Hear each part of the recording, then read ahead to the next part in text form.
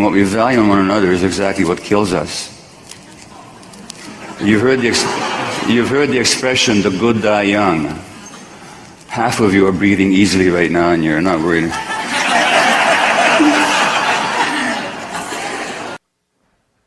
My impression was that the people who got sick are people that didn't know how to say no. So when they didn't know how to say no, the body said it for them in the form of illness. I mentioned to you this earlier during the day that the gender ratio of multiple sclerosis in Canada in the 1940s used to be equal. Now it's 3 or 4 women to every man. When you consider multiple sclerosis, it can't be genetic, because genes don't change in a population over 70 years.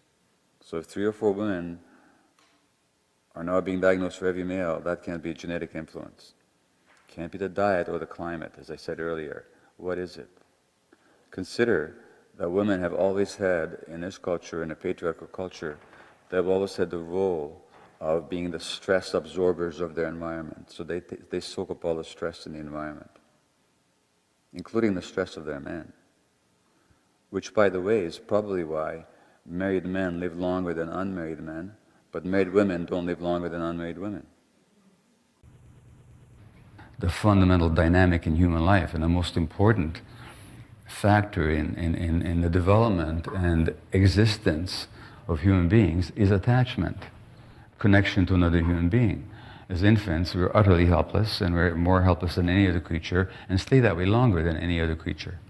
So without that attachment relationship, we simply don't function, can't live. It's life essential. And throughout life, of course, we evolved as a species of attachment. Love is the common word for attachment, connection, where somebody's taking care of somebody else, somebody's holding somebody else, and somebody's being held.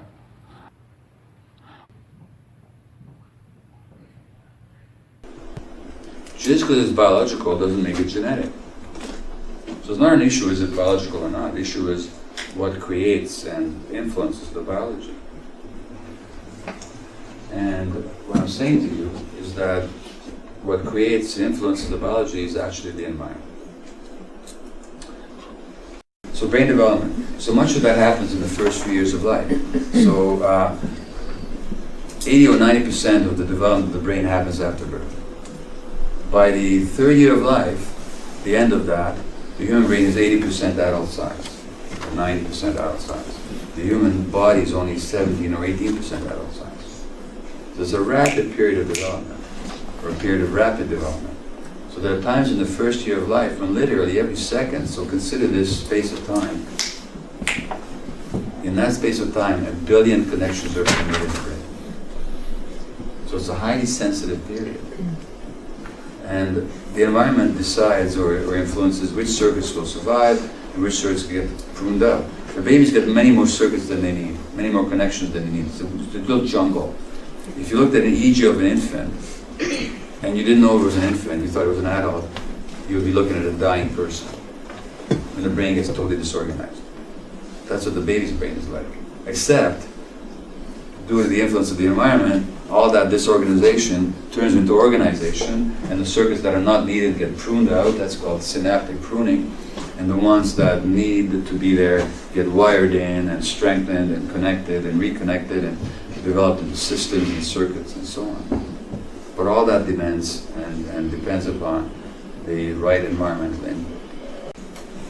For example, if you have a child with perfectly good eyes and good genes at birth, and you put him in a dark room for 5 years so he never sees light, he'll be blind thereafter for the rest of his life. Because for the development of the 30 or so circuits that make up the visual apparatus, you need the input of light waves. If there's no light there, even the few circuits that are present at birth will atrophy and die, and new ones will not develop, and that child is blind for the rest of his life. This is a critical period for the development of the visual circuits, which require the input of light. The brain is shaped by the interactions with the parent caregivers. And I read you a quote from Dr. Daniel Siegel, who's one of the leading researchers in this field, a psychiatrist at UCLA, and he says, for the infant and young child, attachment relationships are the major environmental factors that shape the development of the brain during its period of maximal growth. Attachment establishes an interpersonal relationship that helps the immature brain use the mature functions of the parent's brain to organize its own processes. So for the child to develop self-regulation, they have to connect with a parent who's also self-regulated. But what happens when the parent is depressed or stressed or alcoholic or otherwise not functioning in a self-regulated fashion? The child's brain doesn't get the input for self-regulation. Because the necessary condition for the development of these key brain circuits, just as for vision you need the presence of light waves, for these crucial circuits you need the presence of non-stressed, non-depressed, emotionally available, consistently available, attuned parenting caregivers. Non-stressed, non-depressed, emotionally available, consistently available, attuned parenting caregivers. Absent that, the child's brain circuits don't develop the way they should. If they lose their attachment, if the adults are not available to them, the adults are not present. You know, when a duckling hatches from the egg, he immediately imprints on the mother duck. And imprinting is an attachment drive. So imprinting means that I'm going to follow you. You're going to be my mentor, my nurturer, my protector, my model. And it's by being with you that I'll survive, and it's by being with you that I'll learn how to be a duck. The attachment drive is absolutely biological. It's not negotiable. And if the creatures and entities that nature had intended would be there for your attachment needs are not there, you're still going to attach. But to whoever's around. So that little duckling will then attach to a moving mechanical toy or a horse, will imprint on them and follow them around, none of which are capable of bringing that duckling up to adulthood. So what do children do? Well, they're programmed to attach, like the duckling. But the nurturing adults are not around. And the adults who are around are not nurturing. They'll attach to other kids. Children become necessarily attached to other children, and now they become each other's models. Because once you attach, you start to orient. So orientation, or getting a sense of direction, how to be, how to talk, how to walk, you get that from the people that you attach to. So the presence of the mother is required to maintain the chemistry of the child's brain. Now, the mother, or the mother figure, whether it's the grandfather or whoever's taking care of the child, can be absent in two ways. You can be absent physically, or you can be absent emotionally. And the psychologist Alan Shore calls that proximal separation. Proximal separation is when the parent is physically there, but emotionally absent. British psychiatrist D.W. Winnicott said, there's two things that can go wrong in childhood. Two things that can go amiss.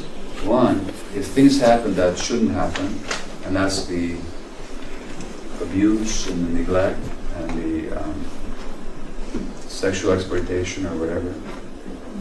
That's what happened that shouldn't have happened. But the other thing that can go wrong is when things don't happen that should happen. It's easy to study the factors that shouldn't have happened but did. So you can ask people, was there addiction in your family? Were your parents jailed? Did your father beat your mother? Were you abused? Those are the things that shouldn't have happened. It's harder to study, but just as important, when things didn't happen that should have. Then you ask the question, when you're upset as a child, who did you talk to? Nobody. Well, that's what should have happened. Is that there should have been somebody there to really see the child and to recognize the child's distress. That's often lacking. Not because the parents don't love the child or don't do their best, because they're too distracted, too stressed, or they're dealing with their own unresolved issues, or not dealing with them. If between birth and adulthood you learn to ignore your gut feelings, that's because you had to do that in order to survive. That was an adaptation. Now, how would suppressing a gut feeling become an adaptive modality? It becomes adaptive if the parents can't handle your gut feelings, or if you get mixed messages. Then you're in a dilemma. In order to survive, I have to maintain my attachment relationships. But if my parents are stressed or needy, then in order to maintain that attachment relationship, I have to suppress myself. Then you will suppress yourself. And that's your adaptation. And that self-suppression later on shows up in the form of cancer or depression or ALS or some kind of other disease. Again, that early adaptation leads to long-term pathology if it becomes a trait rather than a temporary state. Children, it's all about themselves. Children are truly narcissistic in that sense. It's not a pejorative, just a statement of reality. They think it's all about themselves. They think it's all about themselves. When you see a narcissistic personality like Donald Trump, what you're seeing is a highly traumatized person who still thinks it's all about him because he didn't get those needs met as a child. So he's still trying to get it. Pay attention to me. So the personality that we develop actually is an adaptation. Well, when children don't receive that unconditional, what Carl Rogers called the unconditional positive regard, or the unconditional invitation to be in my presence exactly the way you are, then they have to adapt to that. Why do they have to adapt? Because they need the attachment relationship without which they can't survive. So without attachment, there's no survival. Therefore, we adapt. And if your child at age 2 gets the message that she's not invited to be in your presence when she's angry, then she won't be angry. Not that the anger won't be there, but she'll repress it. It's not a conscious behavior, it's simply an automatic brain mechanism. Now, when you repress anger, you know what happens in the long term? You're repressing your immune system. Healthy anger is simply a boundary defense. Healthy anger simply says, like you said, you're in my space, get out. Now, if you didn't generate that healthy anger, I could intrude on your space and really stress you. So the healthy anger is there as a boundary protection. In fact, if you look at emotions in general, the role of emotions is really very simple. There's either attachment emotions that say, come closer, I want more of you, or protection emotions that say, you're in my space, get out. So emotions either invite or they repel. And it's all to maintain your boundaries, so that you can have what's nourishing and healthy come to you, and keep out what's unwelcome and intrusive. Now, so the role of emotions then is to protect or to invite. What is the role of the immune system? It's to protect or to invite. The immune system allows in nutrients, but keeps out bacteria or virus or toxins. The immune system will attack anything that's foreign, including it'll attack malignant cells. Because we all have malignant cells in our bodies every day. And by my age, my prostate gland will have lots of cancer cells in it. And by the time men are 80% of them will have cancer cells in their prostate. But that doesn't mean they have prostate cancer. They just have some malignant cells there, because the immune system is able to keep it in check. And everybody's got malignant cells in their bodies every day because nature makes mistakes in the process of cell division. But as long as the immune system is healthy and active, it can attack the malignant cells because it can tell that they're not the self. But what happens when we suppress our anger, our healthy anger, and we don't protect our boundaries, is that given the unity of these systems, that the emotional system is completely connected with, not even connected with, but part and parcel of the same system as the nervous system and the immune system, when we're suppressing the one, we're suppressing the other. And that's why people that suppress anger, healthy anger, suppress their immune system. Or what happens is, when you know how to protect your boundaries, there's a confusion between yourself and the other. Well, the immune system also gets confused. So you get autoimmune disease, where the immune system actually attacks the body. It's as if the Canadian Army attacked Canada. So the body of cells that are meant to maintain your integrity as an organism actually attack you and make you sick. That's what autoimmune disease is. And this is what happens to people who emotionally suppress themselves. But that emotional suppression is not a choice they ever made. It was simply how they survived their childhoods. Suppressing our authenticity. Now, how does that lead to illness?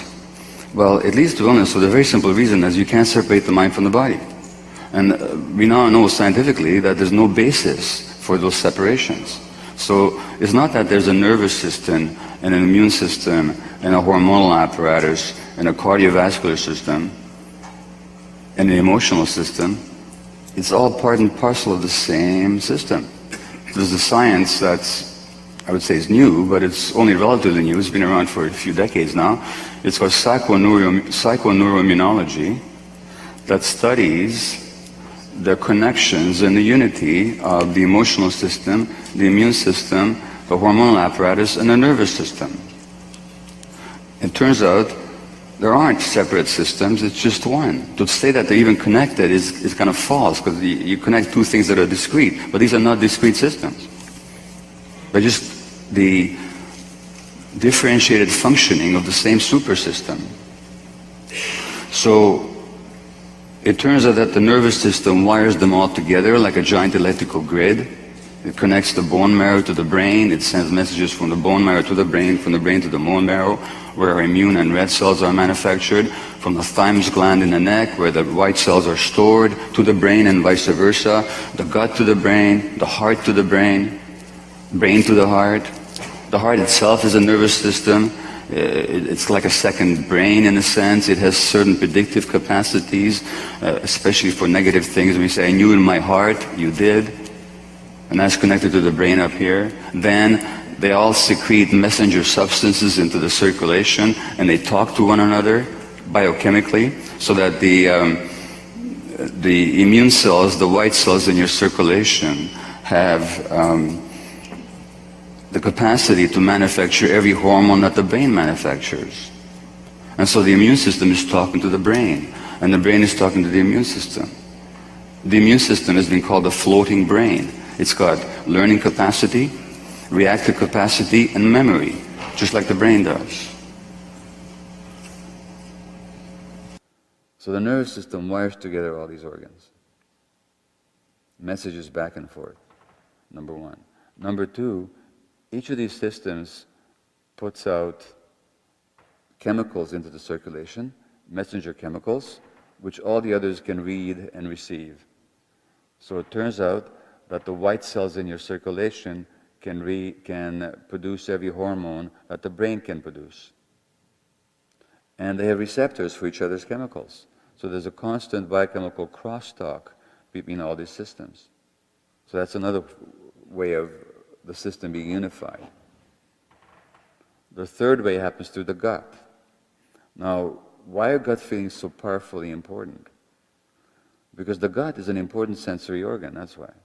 The gut is not just an organ of digestion. We think of the intestines purely as digestive organs, but actually the English language knows much better than that. Because it says, I felt it in my guts, or I didn't have the intestinal fortitude. You know, in other words, the gut is very much an emotional organ. It's also very much a sensory organ. And the gut sends many more messages to the brain than the brain sends to the gut. So when your brain is reading the environment, the unconscious messages about what's going on go to the gut. And the gut magnifies those messages and sends them back up here. And those are your gut feelings. So when you're ignoring your gut feelings, you're actually ignoring your whole brain's take on the situation. What usually happens is that you have gut feeling, but you think your way out of it. You talk your way out of it. In other words, you pay more attention to your intellect than to your gut. Well, the gut is going to be right 100% of the time. The intellect is going to be wrong 100% of the time, whenever there's conflict. Because the gut takes in the whole picture. And if people are in touch with their gut feelings, most politicians would never get elected. The architecture of the brain is constructed through an ongoing process that begins before birth, continues into adulthood, and establishes either a sturdy or a fragile foundation for all the health, learning, and behavior that follow. The interactions of genes and experiences literally shapes the circuitry of the developing brain, and it's critically influenced by what? The mutual responsiveness of adult-child relationships, particularly in the early childhood years.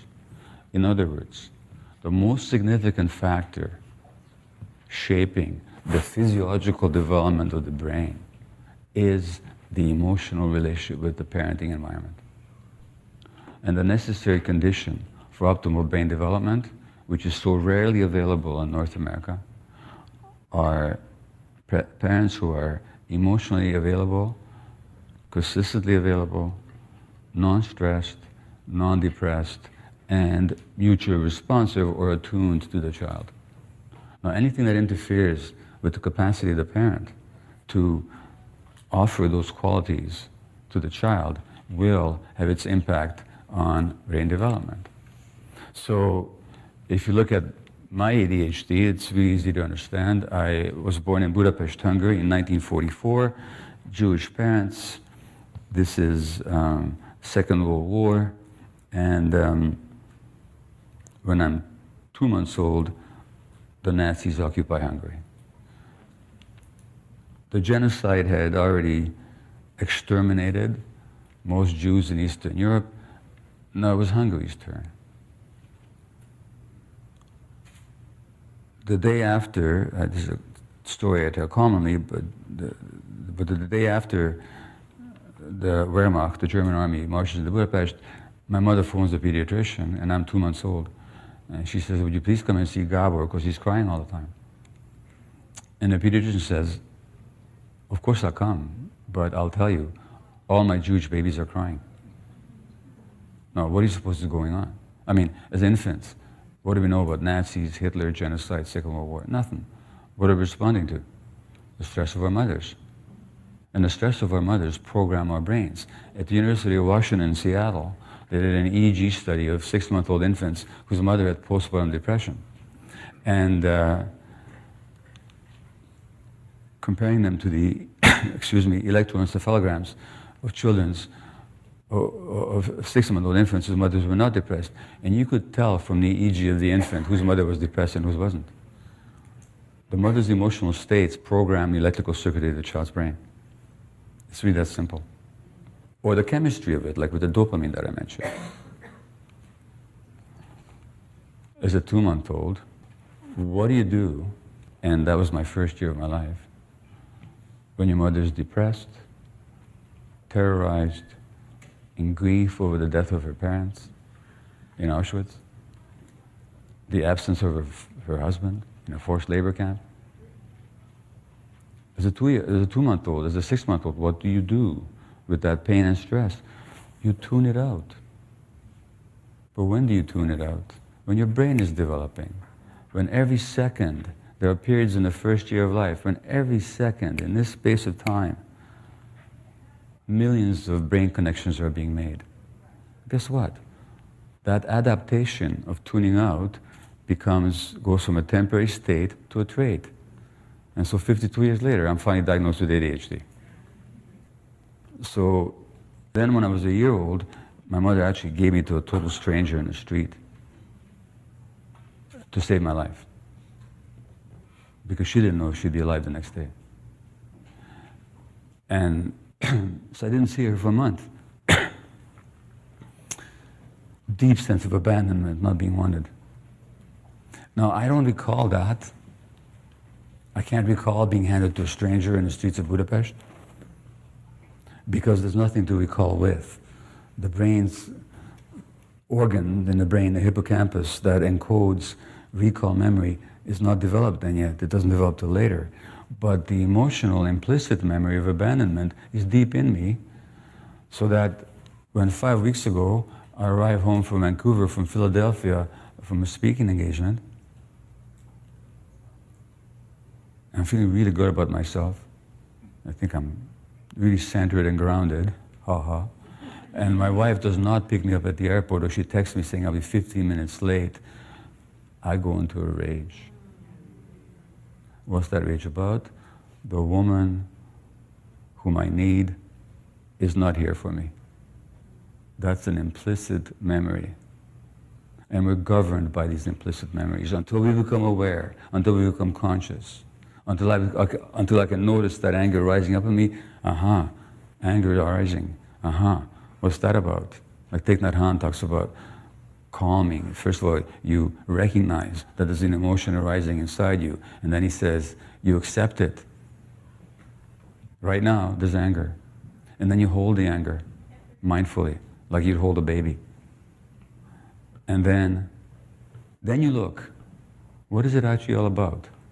And then the insight comes, this is old stuff.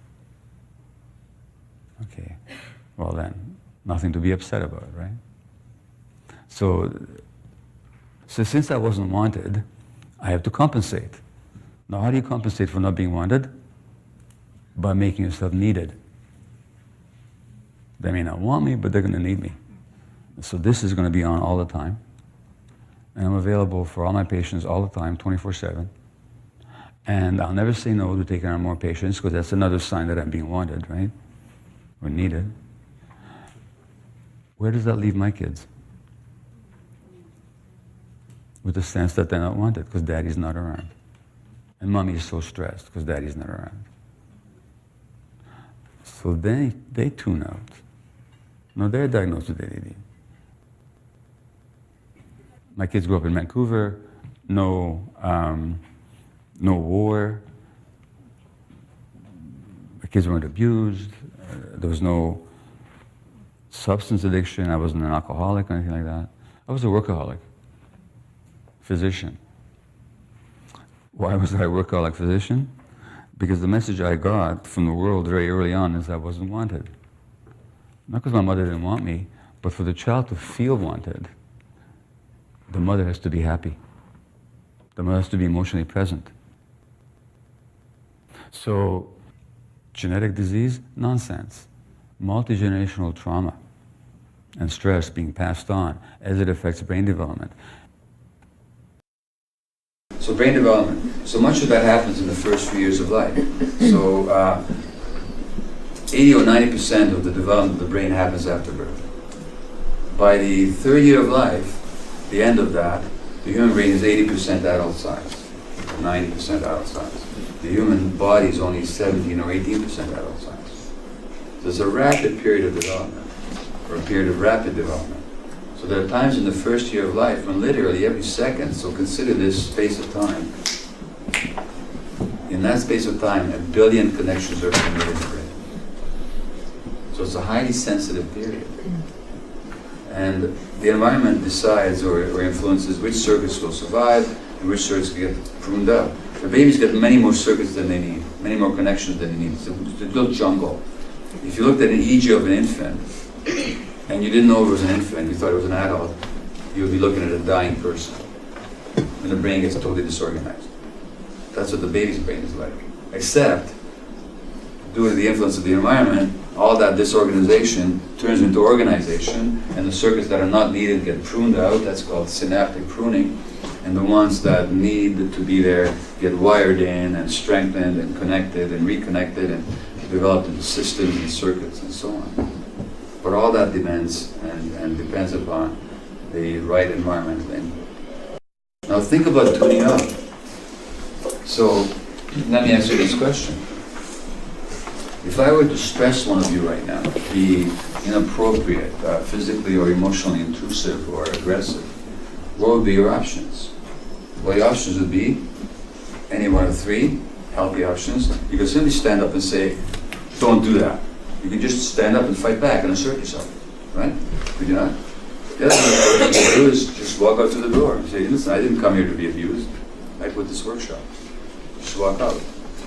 Your third option would be, if you couldn't do the first two, is that given that there's 50 or so people here in the room with you, you could ask for help. But what now if you couldn't escape, fight back, or ask for help? Then how would your brain handle it? But one of the ways your brain would handle it would be to tune it out, so that to protect yourself from the pain of it. So the tuning out again is a survival technique. But what happens if you're an infant and your parents are stressed, which means that you're stressed, because you're picking up on your parents' stresses. So that your parents are stressed and you're stressed, can you fight back, escape, or ask for help? You can't.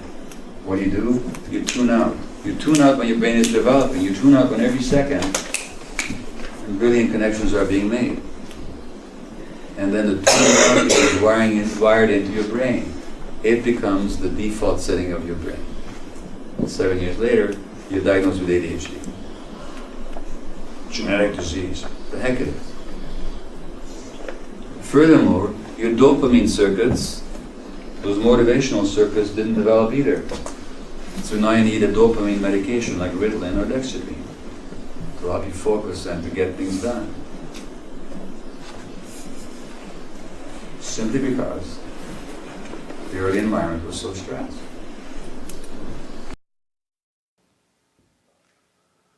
Let me just tell you a personal story, okay?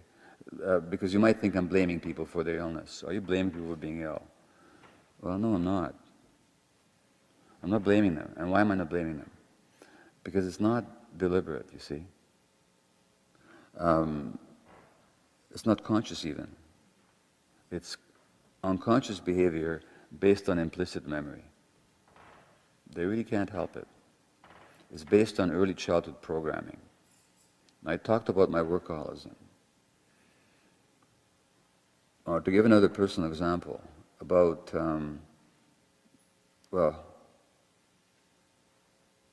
say 14 years ago now, when I was 54, I was visiting my mother in a nursing home. She was 78 then. And she lived in a nursing home because she had muscular dystrophy, a condition that runs in our family. It's a genetic condition in this case. And her sister had died of it, and she had it. And she could no longer lift her arm or get out of bed or move really. She could barely feed herself. Mentally, she was completely with it. So I'm visiting her that afternoon in a nursing home, and as I walk down the nursing room hall, I have a bit of a limp. Now, I'm limping because that morning I had had surgery on one of my knees. I used to jog on cement. That used to hurt. I used to ignore the pain, tore one of my cartilages. I had to have arthroscopic surgery, which means that they go in with a very small probe and under local anesthetic or spinal anesthetic, and they repair or excise the torn cartilage, after which you walk out of hospital, and a few hours later I'm visiting my mother, and so I have a bit of a limp. But when I get to her room, my limp disappears. And I walk to her bed with a perfectly normal gait. And when I say goodbye and leave the room, I'm still walking perfectly normally until I shut the door behind me and I start limping again. Now, what was I doing? Why was I disguising my limp? To protect my mother from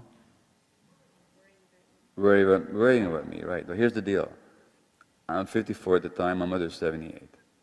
She had survived the Nazi genocide, the communist dictatorship in Hungary, the Hungarian Revolution, emigration to Canada with 2 adolescent boys and a husband, and having a child born here when she was nearly 40 years old, when she barely spoke the language in an alien culture. all that stuff. Do you think she could have handled the fact that her middle-aged son had a bit of a limp the afternoon of surgery? It wasn't conscious. It was an automatic behavior. Because I learned in my first year of life that my mother was so stressed that if I wanted to maintain my relationship with her, I better not add to the stress. And one way to protect my mother, which is to protect the relationship, is to suppress expression of my own pain as best I could. And I'm still carrying that 54 years later. And that's why I'm suppressing my limp automatically when I don't need to, and she doesn't need me to either. So these patterns are ingrained early in childhood. Remember what I said earlier, that early coping mechanisms, temporary states that help you cope, become long-term traits that cause pathology. Depression is what happens to people under certain conditions. My wife had a postpartum depression with our daughter, who's now 23, and she's got ADHD. The postpartum depression in the mother is a major risk factor for ADHD in a child. If you do, if a mom is depressed in the child's first year of life, that child will have abnormal stress hormone levels in the third year of life. In other words, the mother's depression in the first year affects the brain functioning much later on. Why did my wife have a postpartum depression? It's very simple. Because she was married to an ADHD workaholic physician with poor self-regulation. Very stressful, and no emotional support. I was too busy out there being an important doctor in the world to be present for my own family. So she gets depressed, and then our daughter doesn't get the right input that she needs, and now she's got ADHD. So I passed it on all right, but I didn't pass it on genetically. I passed it on because the conditions in our home were such that healthy development could not take place. Everything I've said about the parents of the child with ADHD is also true of the parents of the child with FASD. And any woman who drinks is by definition a stressed woman. That's why she drinks. The alcohol is her attempt to soothe her emotional pain that usually goes back to her own trauma as a child, which has been carrying on her life. Is it just the alcohol that's affecting that infant in the uterus? Heck no. It's also all the stress on the woman, for the same reasons I've already explained. And that child is not born into a happy environment. Because if the parents are drinkers, that child is born into a highly stressed and unstable environment. So all those years of brain development are occurring under conditions of high stress, having that impact on a child's brain circuits. So what I'm saying is that the relationship between FASD and ADHD is very simple. They both come from the same source. Stress in the parenting environment.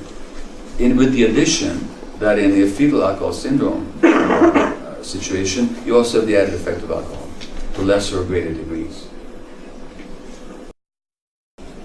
So the issue in ADHD, FASD, any of these related and childhood conditions is not short-term behavioral goals, but long-term developmental goals. If we understand that we're not talking about a disease here, but we're talking about a problem of development, then the question we'll be asking at every turn is not what will promote good behavior in the second, but what will promote healthy development in the long term. And the things that we do to get the healthy or the desired behavior in the short term very often completely undermine the long-term behavior, developmental goal. If we recognize that a lot of it has to do with stress and its biological effects, then we also know that the brain can undergo new development even later on in life. And that is what is called neuroplasticity. Neuroplasticity, the capacity of the brain to develop new circuits later on in life, given the right conditions. So I mentioned last night the studies done in Berkeley with rats, where they took rats with at different ages, young, adult, newborns, And they even took some old ones, they even took some rats at birth and deliberately brain damaged them. And then they exposed these animals to different levels of environmental stimulation. And 2 months later, at any age, at any stage, and even the deliberately brain damaged rats, if they're exposed to more nourishing environmental stimulation, social stimulation, they were better able to find their way out of a maze, they were smarter. And when you autopsied them, in the front part of the brain, they had larger nerve cells with more connections and richer blood supply. In other words, the environmental stimulation led to positive changes in the very physiology and structure of the brain. This is true of the old rats, this is true of the deliberately brain damaged rats. Which is to say that the key to working with these kids is the environment. And what is the key environmental factor? It's what was missing in the first place. Unconditional, non-stressed, attuned interaction with caregiving adults. Attunement is being on the same wavelength. Being in tune with, being in tune. Emotional. So attunement is when you're in a certain emotional state and somebody who's attuned to you will get it and share it and reflect that back to you. So this is something that with babies we do instinctively. It's no big deal. It's not a big technique. It's simply something we do instinctively as human beings, as long as we're present. So with a baby who's upset, a 3-month-old who's crying, we will attune. We will not do what we'll do with each other or with an older child. We will not say something stupid like, get over it can't be that bad. We will not say, hey, 3-month-old, think of the starving millions in the third world. What are you whining about? Your diaper is wet. So what? We're not going to do that. We're going to pick them up and we're going to go, ah. And what our facial expression and tone of voice and body language is conveying is, hey kid, you're sad. I get that you're sad, and I'm sad that you're sad. And then a kid can, hey. That's how the functions of the adult brain regulates the brain of the child, through attunement. But kids need attunement much more because they're much more dependent on their relationship, and particularly these kids do, because they've never had it. So there was a study done with mothers and children, small children, put into separate rooms, but broadcast to one another by means of closed-circuit television. So the mother would see the child on the screen, and the child would see the mother on the screen. And the child would wave, and the mother would wave back, and the child would wrinkle up her nose, make a funny face, and the mother would copy her. And everybody's very happy until they turn off the live feed and they replay for the child a video of the mother that was just made. She's still smiling, loving gestures, friendly, intimate expressions, be playful and funny, but the child gets upset very quickly. And why do you suppose? Because the mother is no longer responsive.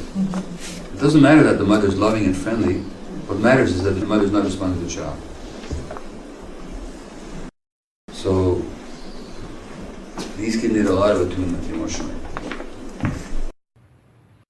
I don't know if you know this, but there are people that do called equine therapy. It's called. They work with horses. These kids are great candidates for that. Because animals get past all the mind stuff, they go directly to the emotional centers of the brain.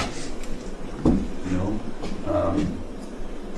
So that if a child can develop a relationship with an animal, and so there's actually particularly trained animals, because human beings, we're just about incapable of being so present and emotionally accepting as animals are. So by love in this case, I don't mean the emotion. I mean the capacity to be present with and understand and see the other human being for exactly who they are, and to accept them for who they are, and to invite them unconditionally to be in your presence exactly the way they are. That's what love actually is. Now here's the thing about oppositionality. Would you mind putting your hand up for me, please? So, what are you doing when I push on you? I push back. And the harder I push? Push back because I don't want you in my life. Yeah, right. Gee, you don't? Okay. So the harder I push, the harder you push back. Okay? That's a natural human resistance to coercion. There's a natural human resistance to coercion, physical or emotional. My friend Gordon Ufeld calls that counter-will. Okay? Nothing wrong with it. Now, when we say that a kid is oppositional, we're saying something about them. But in this interaction between Denise and I, she wasn't alone in it. I was there too. I was pushing on her. That's why she pushed back. Why would I diagnose her with being oppositional instead of looking at their relationship? In other words, oppositionality is not a trait of the child. It's a function of the relationship. Now what mitigates oppositionality is relationship, right? If you and I were in a different relationship, you might want me in your lap. You know, there's some people that you do want in your lap in your life. You know, and many others that you don't. So what mitigates oppositionality is relationship. If I mistake your oppositionality for some innate trait of yours, and I try to change it behaviorally by pushing harder on you, you're just going to push harder back. If I want you not to be oppositional, I have to build a relationship with you. That's the key with these kids. When we just try and focus on the behaviors, we do harm. That's what Krishnamurti says. Without understanding relationship, any plan of action will only breed conflict. Now think of the time out situation, the separation. When we say to a 3-year-old, okay, time out, what are we saying? We're saying to the child, you know, kid, I know what your biggest need is. Your biggest need is the attachment relationship in which you can feel safe and nurtured with me. And hence, I also happen to know what your biggest fear is, which is the loss of that relationship. And you know what? I'm going to use that against you every time I don't like what you do. Are we increasing the child's sense of safety, or are we decreasing it? We're getting the behavior that we want, because the kids, oh yeah, okay, I'll be good. And the 3-year-old can't stand the separation from the parent, unless they're already detached. When we just try and focus on the behaviors, we do harm. That's what Krishnamurti says. Without understanding relationship, any plan of action will only breed conflict. So, the issue in ADHD, FASD, any of these related and childhood conditions is not short-term behavioral goals, but long-term developmental goals. If we understand that we're not talking about a disease here, or we're talking about a problem of development, then the question we'll be asking at every turn is not what will promote good behavior in the second, but what will promote healthy development in the long term. And the things that we do to get the healthy or the desired behavior in the short term very often completely undermine the long-term behavior, developmental goal. It's our own mindfulness and our capacity to be present with their problems without panic.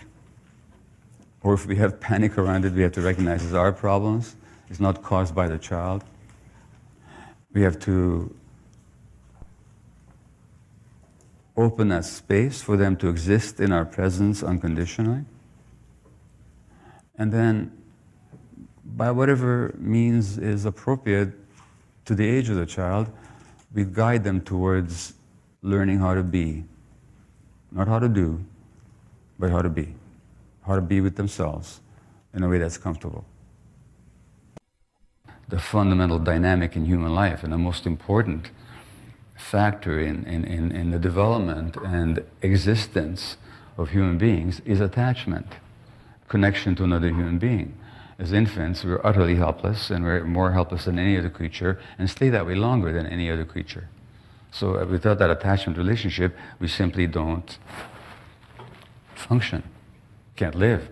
It's life essential. And throughout life, of course, we evolved as a species of attachment. By attachment meaning, it's a gravitational force that pulls two bodies together, just like you can really say that love makes the world go round, because love is the common word for attachment, connection, where somebody's taking care of somebody else, somebody's holding somebody else, and somebody's being held. We have another need, and that is need for authenticity. Authenticity is a sense of being ourselves and knowing who we are and what we feel. It's actually a survival need, because to be authentic is to be in touch with your body and your gut feelings. And in the long period of evolutionary development, living in a state of nature amidst all kinds of dangers, how long exactly would a human being survive if they were not in touch with their gut feelings? They wouldn't. So that the authenticity is as powerful as the attachment need in the long term. Authenticity is the freedom and the capacity to be ourselves, to know what we need, to know what our gut feelings are, and to be able to assert those needs and act on those gut feelings. That's what it means to be authentic. As I said, everything I've seen, whether it was cancer, multiple sclerosis, or mental illness, or addiction, begins with childhood issues. Well, how can cancer begin with childhood issues, you ask yourself? A Canadian study showed that when children are abused, when they grow up to be adults, the risk of cancer goes up nearly 50%. Why? Because the abuse or the trauma creates coping mechanisms. Now, one of the ways that we cope when children are traumatized, one of the ways they cope with it is to soothe themselves, and then that's where addictions come in. But another way to cope would be is if you get the message that you're not good enough, that you are not worthy enough, then you might spend the rest of your life trying to prove that you are. And how do you do that? By being very nice to everybody, by never saying how you feel, because they might not like how you feel, by never expressing healthy anger when somebody's crossing your boundaries, by working too hard to prove that you're worthwhile. That's why I was a workaholic doctor, because I got the message as an infant, as a Jewish infant under the Nazis in the Second World War. I got the message that the world didn't want me, I wasn't good enough. Well, then you spend the rest of your life compensating by taking on too much, and you're stressing yourself. And those stresses have an impact on your physiology. They have an impact on your immune system. They have an impact on your cardiovascular system, on your heart, on your nervous system. They can cause disease. So most diseases that most of my colleagues, the physicians, think they're just random, arbitrary diseases, they're not random or arbitrary at all. They're the result of life-strong stresses that result from a child's attempt to compensate. But we never ask, what does this manifest about your life? What does it say about your relationships? How stressful is your job? To what extent do you lack control in your life? Where are you not authentic? How are you trying to work so hard to meet your attachment needs by suppressing yourself? Because that's what you learned to do as a kid.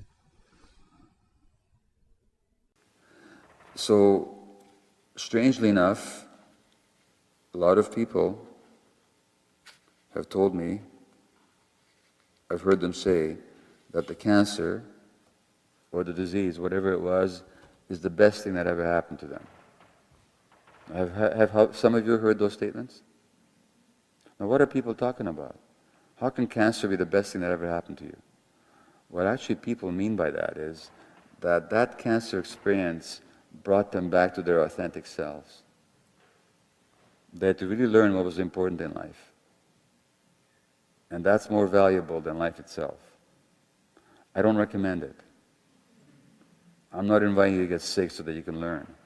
I am saying, though, that when a symptom comes along, be it a rash or a headache, be it dry mouth, be it constant back pain, be it fatigue, sleeplessness, stomach upset, acid reflux, frequent colds, or whether it's more serious illness, like a flare-up of rheumatoid arthritis or multiple sclerosis, yeah, get the medical help you need.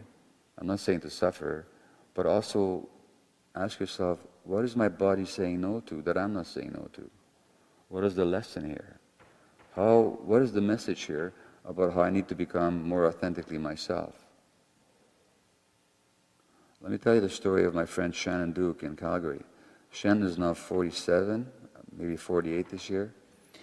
And when she was 37, she was diagnosed with stage 4 breast cancer, which means to say that by the time it was diagnosed, the cancer had already spread to her bones.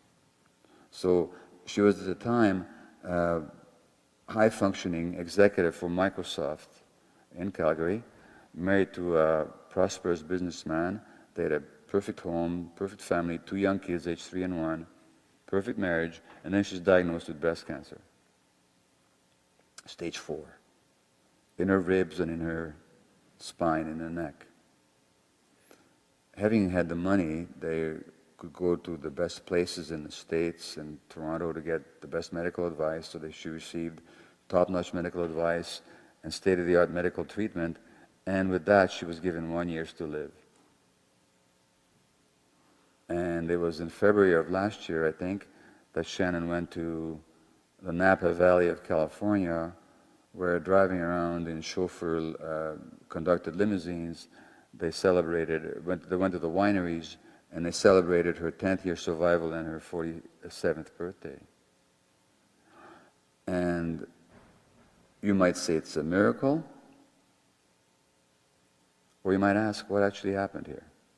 What happened here is that Shannon decided she wanted to live for the sake of her children.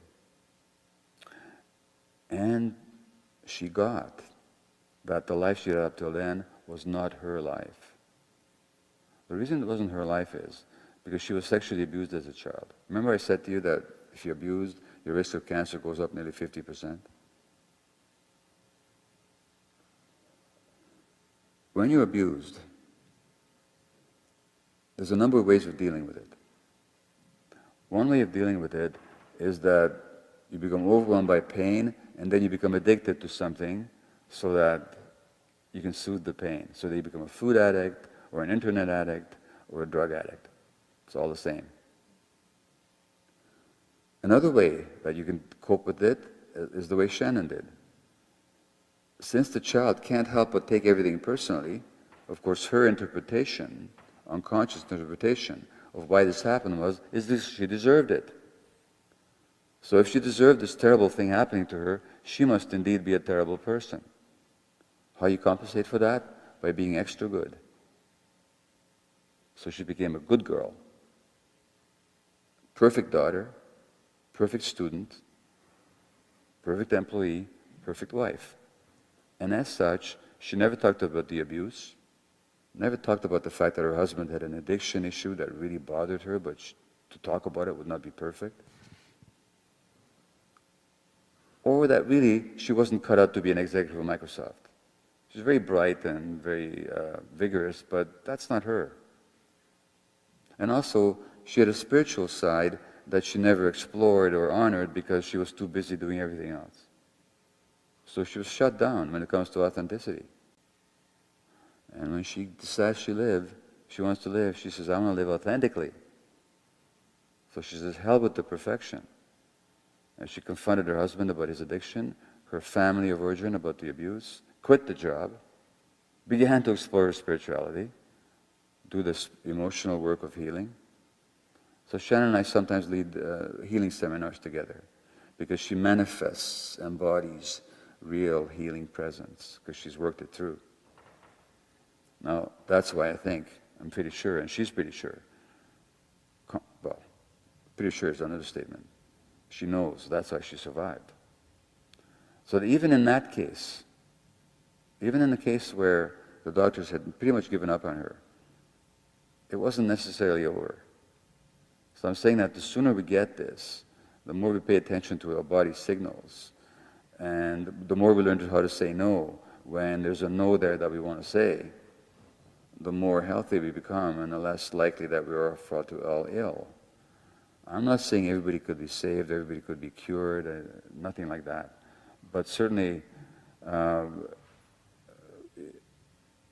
be a whole different medical world, as if you come in with a flare-up of rheumatoid arthritis, you didn't just get an anti-inflammatory or a steroid or an immune suppressant. The doctor actually also said, okay, where did you not say no? Where in your work life, where in your personal life did you not say no? How did you generate stress for yourself? Without meaning to, but how did you do it? Not as a way of blaming you, but as a way of saying, if you learn a lesson here, maybe you don't have to have another flare-up half a year from now. And I know that there's somebody in this room who sent me an email saying that they had actually cured themselves from rheumatoid arthritis. And I've had emails from people with multiple sclerosis telling me that, thank you for your book. I have no more flare-ups. Terry Fox himself, for all his courage and admirable dedication, really, is that the example we want to set to people?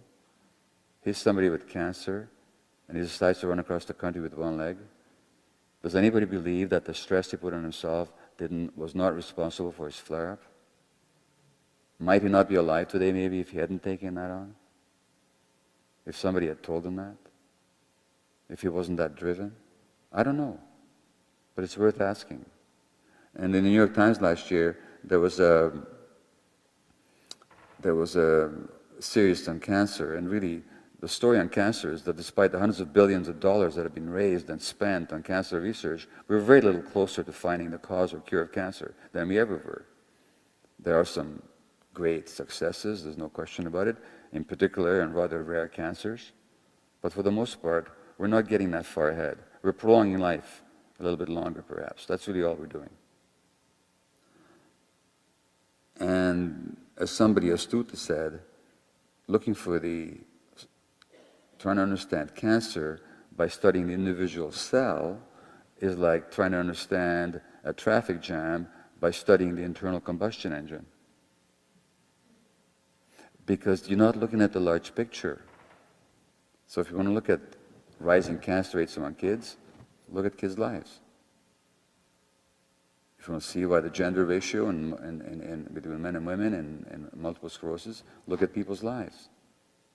And then how can we intervene in our own life or in the life of our culture to reverse these trends? These are really the issues. And for all the advances and for all the great science and for all the genetic insights, we ain't going to get anywhere until we take on this larger picture. The good news is that if we do take it on, there's all kinds of possibilities, as Shannon's and many other people's experience actually shows. And there was the great Canadian stress researcher, Hans Selye, and he's the one that showed that if you stress animals in a laboratory, they're going to have shrunken immune organs, enlarged adrenal glands, and ulcerated intestines. And Selye is also the one that gave you the thought that I'll leave you with right now. He said that most of the stresses on human beings are emotional ones, and the biggest stress of all is trying to be who you're not. So the maintenance of health really depends on knowing who you are, getting in touch with your body, getting in touch with yourself, being mindful of all that, and honoring who you are. I'll read you a quote by a teacher I already quoted. He says, "Your conflicts, all the difficult things, the problematic situations in your life are not chance or haphazard. They're actually yours. They're specifically yours, designed specifically for you by a part of you that loves you more than anything else. The part of you that loves you more than anything else has created roadblocks to lead you to yourself. You're not going in the right direction unless there's something pricking you in the side telling you, look here, this way. The part of you that loves you so much that doesn't want you to lose that chance. It'll go to extreme measures to wake you up. It will make you suffer greatly if you don't listen. What else can it do? That's its purpose." Social activism can be healing in that it takes people out of isolation, it empowers them, gives them meaning, and regardless of the results, if you don't get too attached to the results, if you just engage in the importance of the work, it can be very liberating for the individual. With one caveat, which is that if I look at my own history of political activism on a number of issues, there's a whole bunch of issues on which I used to be infused with tremendous rage. So, as a Jew, I've been terribly upset for decades about what's happening with the Palestinians and how we've literally traumatized the whole other people as a way of thinking that we can resolve our own trauma. That's really what's happened. But the outrage that I'd have and the hatred I'd have around it, how would that help me convince another fellow Jew of what's going on? So social activism can be a displacement for the personal growth that we're refusing to do. Because you know what? If you want to fight injustice, not hard to find it. All you have to do is go outside, you know? So it's not just social activism, but mindful social activism. Without that mindfulness, without that awareness, without taking responsibility, my rage has got nothing to do with the fact that over 2,000 civilians were massacred in Gaza last year. I could look at that fact, be outraged, but not enraged. And I could be committed to making a difference without hating people for it. Insofar as hatred arises in me, and rage arises in me, and a compulsion to change things, and a frustration when that doesn't work, that's my own stuff.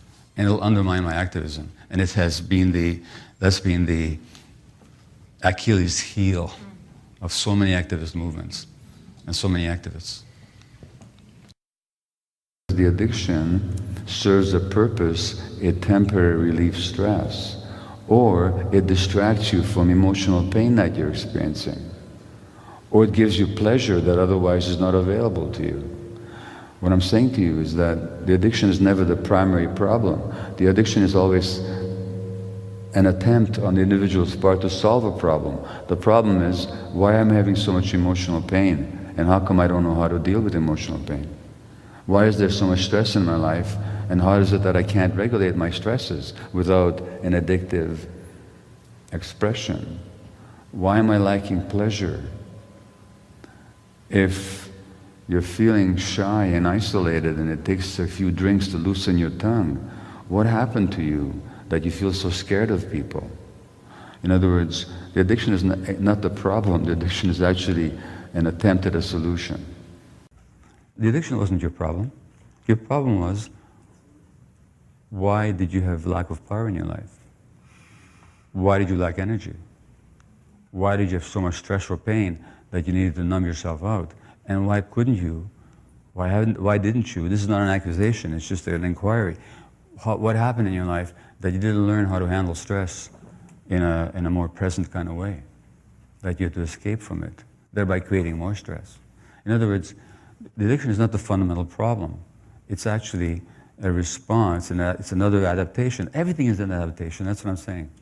That's the biology of loss. And of course, if you were stressed, or as many addicts were, directly traumatized as children, also your brain circuits of dopamine and endorphins and stress hormones, they're not developing properly, so that the medications or the drugs or the behaviors actually regulate your brain temporarily.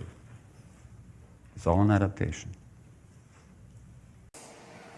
In fact, if we didn't use the word addict, if we just made the word addict illegal, and every time somebody said addict, they'd have to say, so-and-so is a human being who suffered so much that they found in that behavior some release from unbearable suffering. What if we had to say that every time? Wouldn't that change the conversation on addiction in this country, you know?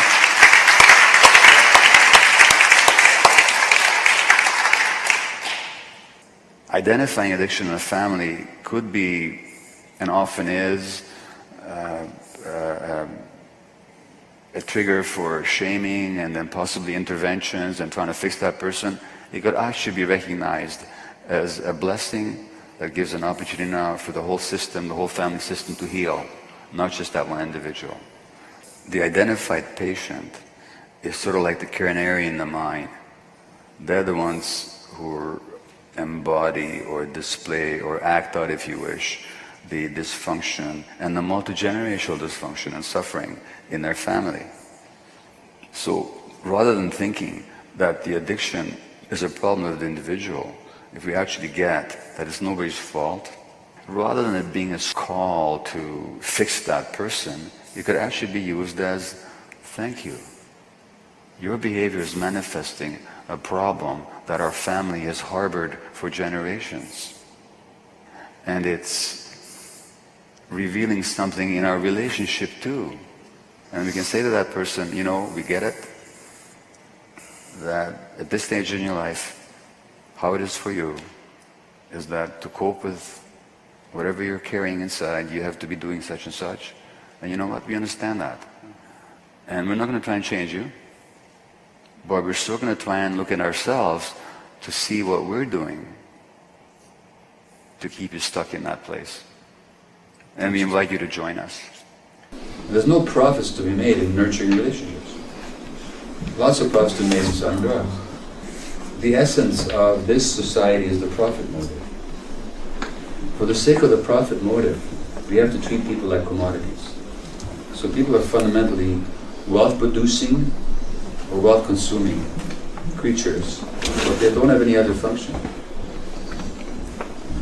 And in a situation, and the schools actually, the way we have them now, you know where they developed? They were developed in Prussia in the 19th century, where they were industrializing, and they needed a docile and obedient, but intelligent and educated working force.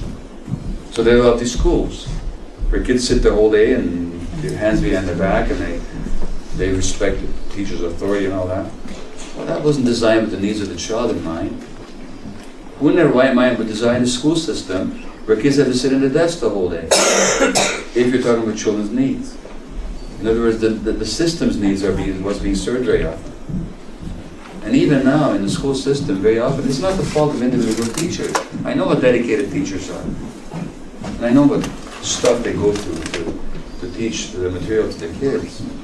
But the problem is that the schools are even now not designed for the kids that we have. They're designed for some ideal students who learn at the same rate, at the same time, at the same age, in the same way. No child was ever like that. And instead of saying what the school system ought to be saying, is that if due to the stresses and pressures and distractions of modern society, we're producing a lot of these kids with these problems, we better fit the schools around the needs of these kids. And if we did, we'd have a very different situation in the classroom and in the school setting. But no, we try and fit the kid in, and when the kid doesn't fit in, then we label them, and we medicate them, and we deal with their behaviors. It's all in the genes is an explanation for the way things are that does not threaten the way things are. Why should someone feel unhappy or engage in antisocial behavior when that person is living in the freest and most prosperous nation on earth? It can't be the system. There must be a flaw in the wiring somewhere. Detective Sergeant Paul Gillespie, head of Toronto's Sex Crimes Unit, rescued children from the purveyors of internet pornography. As the Globe and Mail reported on his retirement from police work, 6 years at that job had not inured him to the horrors that he witnessed. And this guy made it his job to find out where in the world was it happening that this child was being abused on the net. Then he retired, and a newspaper wrote, Paul Gillespie still can't get used to the sounds of crying and pain in the graphic videos of children being raped and molested that he has seen all too often on the web. It's beyond horrible to listen to the soundtracks of these movies, said Canada's best-known child porn cop, but it is the silent images of desolate children that tear most at his heart. They're not screaming, just accepting, he said, of the infants captured in these pictures. They have dead eyes. You can tell that their spirit is broken. That's their life. Why the dead eyes? The dead eyes because the child can't escape, fight back, or seek help. The only way that they can possibly endure the trauma is to shut down their emotion and awareness of the pain. In this society, we have a massive emotional shutdown. And you can see it in the increasing violence in the culture. You can see it in the increasing violence in the media culture, that gory movies have to be more and more gory. Sports have to be more violent. People now have to beat each other to a pulp on television. Because we're so emotionally shut down, it takes more and more to titillate us. And the sex has to be more and more objectified, more and more salacious, really, because what used to excite people decades ago is no longer sufficient. Why? Because we're shutting down. And why are we shutting down? Because we hurt so much. And the more we shut down, the more we need external sources of stimulation to make us feel anything at all. Now, in the case of the abused child, of course, the shutdown is obvious as to why it's happening. But the second point is that if that same cop, instead of quitting the force, had transferred to the drug squad, according to all the research, who do you think he'd be chasing in the streets? Those same kids that he didn't rescue. Because according to all the research and the brain developmental data, they're the ones who become the street drug addicts. Because they're the ones who are in so much pain that they have to soothe themselves with drugs. And then what do? We take people who are abused to start with, and then we make them a social enemy. And they're the ones who make up our jail population. So when we try and rescue them if we can, and if we fail to rescue them, then we persecute them for the rest of their lives. And that's what we're doing with this war on drugs. And there's no war on drugs, because you can't war on inanimate objects.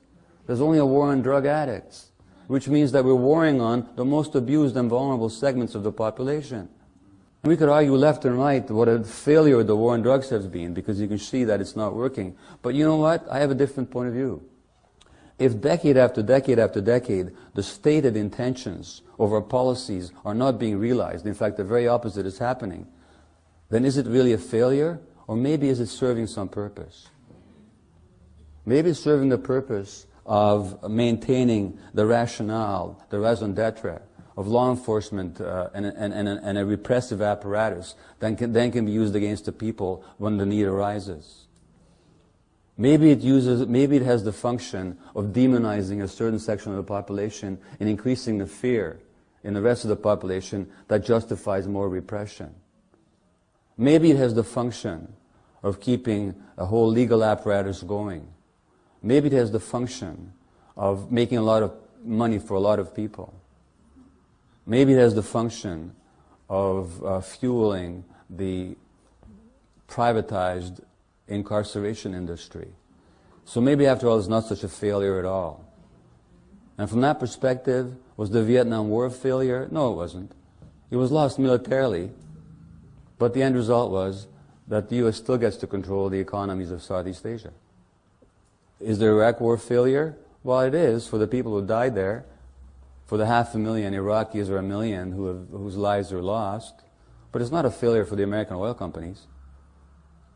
So that every war, we have to be careful before we call them failures. Somebody wins.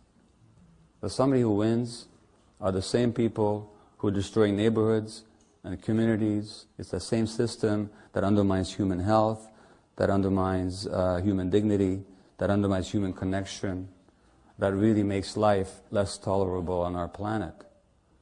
Now, we don't have to agree on what the solutions might be, and that's okay. What we do agree on is the importance of speaking the truth. What we do agree on is the importance of people getting together and struggling in a healthy way for a different life. Because if it's the loss of control and the isolation and the suppression of self-expression that are the greatest causes of stress, then surely one answer to the stress of this culture is to get together and to express ourselves and not to be silent and to connect with other humans. It's the same system that undermines human health, that undermines human dignity, that undermines human connection, that really makes life less tolerable on our planet. Now, we don't have to agree on what the solutions might be, and that's okay. What we do agree on is the importance of speaking the truth. What we do agree on is the importance of people getting together and struggling in a healthy way for a different life. Because if it's the loss of control and the isolation and the suppression of self-expression that are the greatest causes of stress, then surely one answer to the stress of this culture is to get together and to express ourselves and not to be silent and to connect with other human beings. Or as Joe Hill said, don't mourn, organize. Thank you very much.